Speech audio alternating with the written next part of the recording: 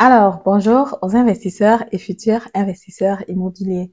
J'espère que vous allez bien, j'espère que vous allez tous très bien. On a très souvent parlé de l'augmentation du loyer CaltMeter sans les frais supplémentaires. Quelles sont les techniques qu'on utilise, quelles sont les stratégies qu'on utilise. Ce qui est plus important, naturellement, c'est qu'il faut respecter la loi parce qu'on est en Allemagne, dans un pays de droit, tu ne peux pas augmenter le loyer n'importe comment.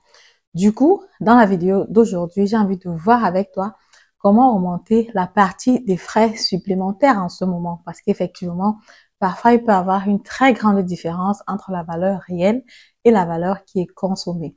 Je t'explique dans cette vidéo après le générique.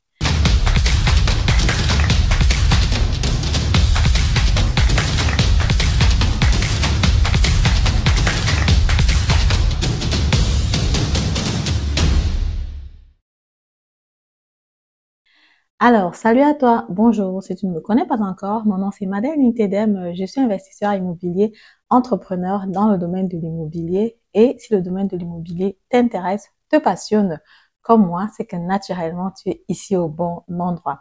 Ce que je t'invite à faire, c'est de t'abonner à la chaîne, activer la cloche de notification pour ne plus rater le contenu que je partage. Partager la vidéo avec des personnes que tu aimes, que tu apprécies, avec lesquelles tu aimerais grandir dans le domaine de l'investissement immobilier. Parce que comme tu sais, le domaine de l'immobilier, c'est un domaine qui est porteur. La pierre, c'est sûr, la pierre, c'est solide, la pierre, c'est tangible et aussi du coup, quand tu investis dans l'immobilier, tu peux comme ça assurer ta retraite, tu peux avoir un patrimoine pour ta future génération et aussi naturellement, tu peux comme ça te faire du cash assez important. Voilà, les services donc que je te propose concrètement, c'est déjà la première consultation qui est gratuite. Tu peux la prendre tout simplement en regardant le lien qui est en bas de description. Tu prends un rendez-vous dans mon calendrier et puis on se retrouve et on parle directement. Tu peux prendre un coaching qui est payant si tu as un bien immobilier dans ta zone et que tu aimerais que je regarde avec toi pour voir si ça vaut la peine de se lancer sur cet investissement-là. Ce que tu peux aussi faire, c'est que tu peux prendre un accompagnement sur l'achat du bien immobilier que je te propose. C'est un bien immobilier locatif, lucratif, tu peux te proposer des biens immobiliers. À toi de me dire après si tu te lances ou pas. Je te propose aussi un financement assez concurrentiel sur l'achat du bien immobilier. Je suis presque sûre que j'ai un taux d'intérêt imbattable, quoi. Donc, si tu n'es pas sûr de ce que je dis, contacte-moi un peu et je vais te présenter le contraire. Pour les personnes qui veulent d'abord se former, qui se disent que oui, je veux d'abord acquérir un know-how, je veux d'abord une formation, avant de me lancer, j'ai créé une formation avec 13 modules. Tu trouves toutes les informations en barre de description. Voilà les frais additionnels. Comment augmenter les frais additionnels? Aujourd'hui, pour plus d'appartements, effectivement, on rencontre ce problème. Pourquoi? Tout simplement parce que, comme vous avez remarqué, tout est devenu cher sur le marché. Donc, imagine par exemple que tu as un appartement où le loyer sans les frais additionnels, c'est 100 euros. Donc, CaltMeter et les frais additionnels par exemple c'était 150 euros. La consommation donc les Umlageführerkosten, dans la consommation donc, de l'eau, du chauffage et l'entretien du bien immobilier naturellement qui va sur le locataire. On suppose donc que c'était peut-être 150 euros et que le locataire payait donc en tout 550 euros. Donc 400 euros plus 150 euros, ça fait 550 euros. Et toi, tu payes un house scale à la société qui gère la copropriété de 200 euros. Donc, du coup, 150 euros pour le locataire et 50 euros pour toi qui est niche Umlageführerkosten, donc pour tes charges, en fait. Et maintenant, quand tu te retrouves que, ok, tu as ces deux dépenses-là à faire, donc tu payes donc 200 euros, donc tu payes donc 200 euros de house scale à la société de gestion de copropriété. À la fin, ton locataire, justement, te verse 150 euros pour les dépenses et 50 euros, naturellement, sont les dépenses qui sortent de ta poche parce qu'il faut que tu payes les réserves et aussi les autres charges, justement, qui ne concernent pas le locataire. Aujourd'hui, dans l'année passée, par exemple, tout a augmenté sur le marché, quoi. Le gaz, le chauffage, l'eau, tout est devenu cher et forcément, tu te trouves justement devant un house scale qui va être plus élevé.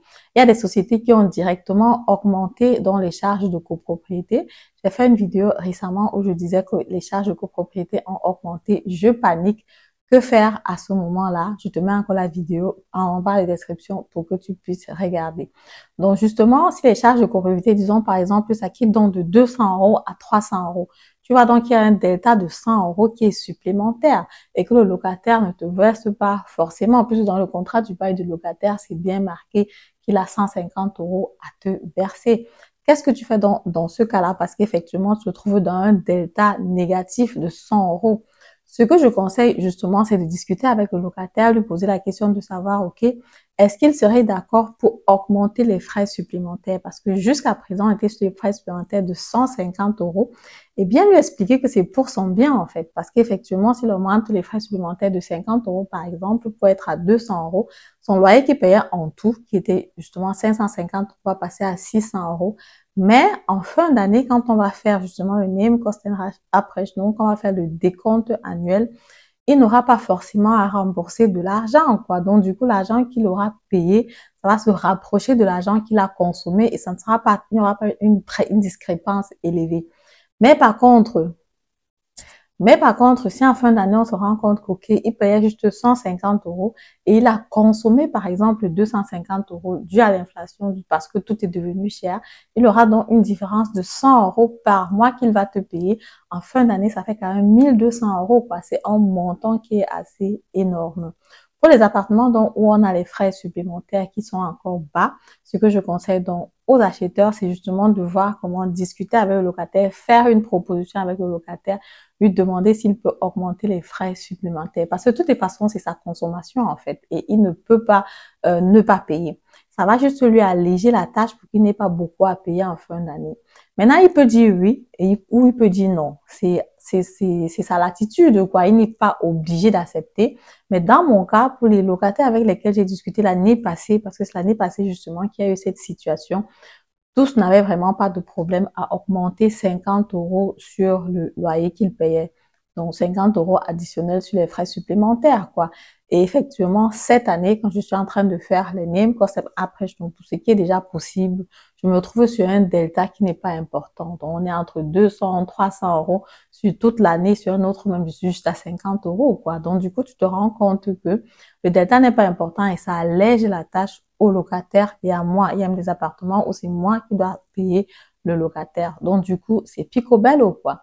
Par contre, si le locataire refuse ou tu as l'impression, peut-être tu ne dialogues pas bien avec le locataire, ou tu ne dialogues pas beaucoup avec le locataire et que ça ne passe pas, ce n'est pas un souci non plus. Parce qu'effectivement, quand tu auras le décompte annuel de la société, quand tu auras le décompte, quand tu auras le appraisal de la société donc qui gère les appartements, tout ce que tu as à faire, c'est de dire à ton locataire, OK, selon le bilan qui a été fait par le Hausverwaltung, voilà donc les dépenses réelles que tu as fait, que l'appartement a occasionné. Et vu que c'est toi qui habites à l'intérieur, c'est à toi de payer, quoi. Et en ce moment-là, il n'a aucune raison de ne pas payer. Il n'a vraiment aucune possibilité de s'en sortir parce qu'il a consommé et il doit payer tout simplement. Maintenant, on a aussi un cas sur un appartement où c'est vraiment élevé. Et en ce moment-là, directement, basé sur sa consommation, tu peux augmenter directement les frais supplémentaires, quoi, parce que ça ne sert à rien que l'année prochaine, vous allez encore sur les frais supplémentaires qui sont bas, alors qu'en fin d'année, tu te retrouves avec une facture de 1200 euros que tu dois demander à ton locataire de payer. 1200 euros, c'est vraiment beaucoup. Donc, j'ai un client aussi qui a acheté un appartement comme ça, où les frais supplémentaires étaient bas. En fin d'année, le locataire donc se trouve avec une facture de 1500 euros. Naturellement, on lui a donné la possibilité de payer en tranches, donc en 3 tranches de 500 euros pour lui alléger la tâche. Mais sinon, c'est que naturellement, c'est quand même beaucoup, quoi. Payer 1500 euros comme ça d'un coup, ce n'est pas évident. Donc, ce que tu peux faire si tu es dans ce genre de situation, c'est que je te conseille, c'est de discuter avec ton locataire, lui faire une proposition de voir, OK, est-ce qu'on peut déjà augmenter les frais supplémentaires de 50 euros cette année? Parce que là, tu payes à 50, 50, 50 euros pour qu'à la fin, ce ne soit pas beaucoup et que ça ne pèse pas beaucoup. S'il n'est pas d'accord, ce n'est pas un problème pour toi parce qu'effectivement, au plus tard, quand tu vas recevoir le house bill et que tu vas faire le bilan, tu vas lui dire, OK, voilà ce que tu as vraiment consommé. Je t'avais proposé d'augmenter un peu, de payer plus pour réduire la tâche, la charge quand on va faire ce bilan. Mais vu que tu n'as pas accepté, voilà une facture de 1200 euros, voilà une facture de 900 euros, voilà une facture de 1500 euros. Si tu es gentil, tu peux aussi naturellement lui donner la possibilité de payer en tranches. Et comme je dis, vu qu'il a consommé, il est obligé de payer. Et directement avec ça, tu peux directement dire que vu ce bilan, vu la consommation actuelle, vu les prix actuels, je vais tout simplement augmenter les frais supplémentaires pour qu'on ne se trouve plus sur une situation compliquée la prochaine fois. Voilà, c'est donc comme ça ce que je voulais partager avec toi dans cette vidéo. J'espère que la vidéo t'a plu et que ça t'a apporté du know-how. Et comme je disais tantôt, si tu as des personnes que tu aimes, que tu apprécies et que tu veux qu'elles investissent avec toi dans le domaine de l'immobilier, tu peux me contacter pour une consultation. Vous pouvez me contacter aussi en groupe, il n'y a pas de souci. Si la vidéo vous a plu, comme d'habitude, je vous invite à me mettre un pouce en haut, commentez la vidéo, dites-moi ce que vous en pensez, dites-moi ce que vous faites dans ce cas de figure-là. Et moi, je vous dis à très bientôt pour la prochaine vidéo. Au revoir.